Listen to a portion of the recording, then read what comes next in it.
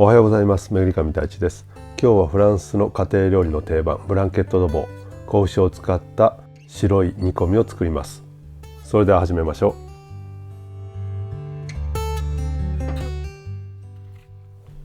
う。ガレンチュールアロマティック香味野菜を用意します。玉ねぎ、人参、にんにくは皮を剥きます。あとブーケガルには他の動画がありますので、それを参考にしてください。今回は全体的に煮込む時間が長いので、ガレンチュールアロマティックの野菜は切らずにそのまま丸のまま使います。今回使う子牛の肉の部位はロース肉のかぶりの部分、ロンジュドボーのクーベルチュールを使います。この部位ですけども、適度に脂があって適度に肉があり、筋も適度にあるのでちょうどいい美味しい部位になってます。それをだいたい3センチ角から4センチ角のキューブに切っていきます。この部位結構筋がありますけども、それも気にせずにつけたままキューブに切っていきます。油がついていてもきっちり火を入れ切ってしまえば余分な油は抜けてしまいますし、筋もきっちり火を入れると非常に美味しい部位なので、一緒に火を入れていきます。まだ火のついていない鍋に肉を入れて、そこに水をまず入れます。水も大量に入れずにひたひたですね、ひたひたの分量で入れてください。水分量が多いとそこに旨味が全て逃げていってしまいますので、水の量は最小限に抑えてください。火をつけてそこから沸くまで強火で沸かします。沸くまで強火、一沸きしたらアクをきれいにすくいます。きれいにアクをすくったらガレンチュールアロマティックを入れていきます。まず人参、ブーケガルニ、にんにく、あと玉ねぎにクードジロフ、長寿を刺したものを入れて、このまま煮込んでいきます。この段階でまだ塩は入れていません。もし塩を先に入れてしまうと肉からうまみが抜けきってしまいます。なので最後の最後に塩を入れます。今1時間経った状態ですね。ミジョテポコポコいう状態でじっくり火を入れていきます。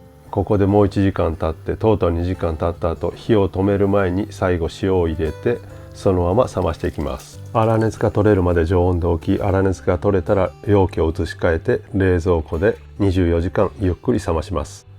ここで煮込み料理を作る時のポイントです。液体の中で冷ますことによって塩味だとかうまみで水分が入ってきます。なのでしっとり仕上がった肉の煮込み料理ができます。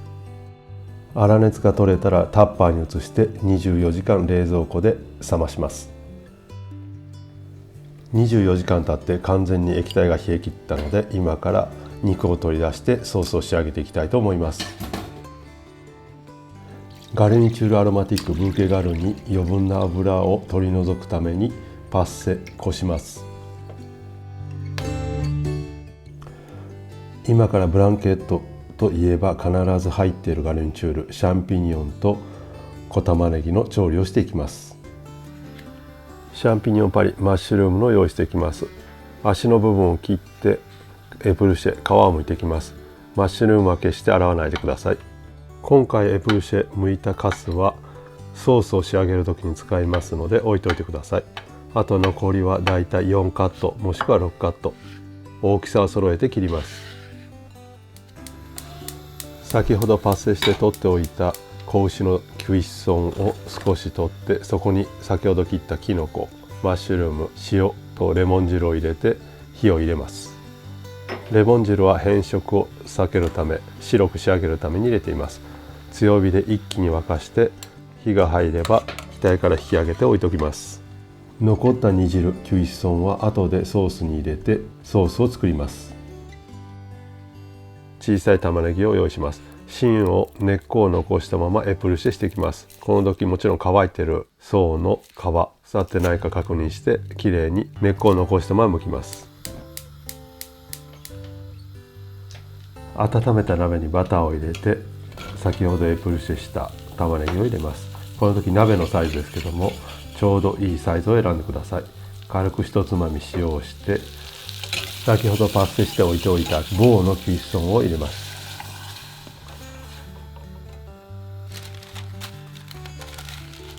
あとはクッキングペーパーで落とし蓋代わりにして沸くまで強火、沸いたら火を弱めて火を入れていきます。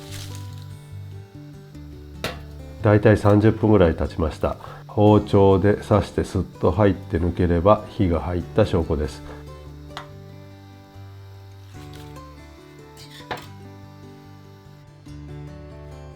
キュイッソン・ドゥ・ボ、子牛のだし汁に先ほどエプルシェして残ったシャンピニオンの皮を入れてレデュイ煮詰めていきます。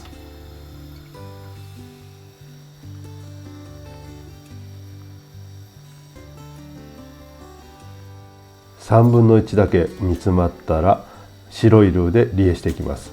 白いルーは動画がありますのでそれを参考にしてください。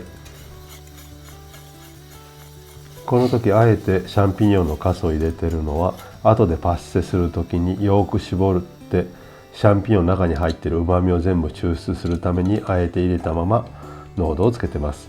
このようにパッセする時、こす時にはよく絞ってください。ここからソースを仕上げていきます。卵黄を先ほど濃度をつけたソースに入れて濃度をつけていきます。この時決して沸かしてはダメです。沸かしてしまうと卵黄がもろもろになり滑らかなソースが出来上がりません。ソースがざらついてしまいます。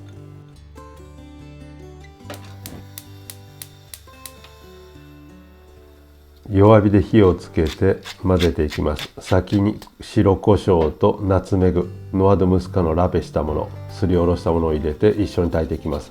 こうすることによって炊いている間に胡椒とナツメグの香りがソース全体に行き渡ってより味が引き立ちます。